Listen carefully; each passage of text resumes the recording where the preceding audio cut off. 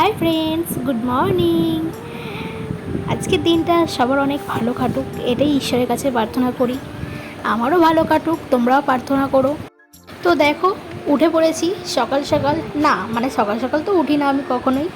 9টা বাজে এখন। আজ তো শনিবার, কিন্তু জানো তো একটা খুব ভালো লাগছে যে আজকে শনিবার, কালকে তো রবিবার। এইটা আমার খুব ভালো লাগে শনিবার এলেই, জানো তো। তো যাই হোক, চলো সকাল সকাল উঠেই ঝটপট করে কাজগুলো করে নিলাম। আবার বললাম সকাল সকাল, সকাল সকাল না, এখন বাজে বেলা 10টা, ঠিক আছে। তো চলো ঝটপট করে কাজগুলো করে নিলাম। আমার সোনাই আজকে ঘুমাচ্ছে, তাই জন্য মা আর আমি দুজনে লেগে পড়েছি তাড়াতাড়ি করে।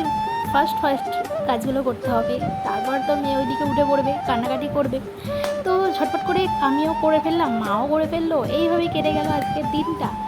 তো তারপরে সোনাই উঠে পড়েছিল, মা ওকে স্নান করাতে গেছিলো, এদিকে আমি কটা কাপড় জামা পরেছিল। আর এই বিছানা চাদরগুলো আমার 2 দিন আগে আমি তুলেছিলাম, কিন্তু যেদিনকে তুলি সেদিনকে আর আমার কাচা হয় না। যেদিনকে সময় পাই সেদিনকে তাড়াতাড়ি করে কেচে ফেলি।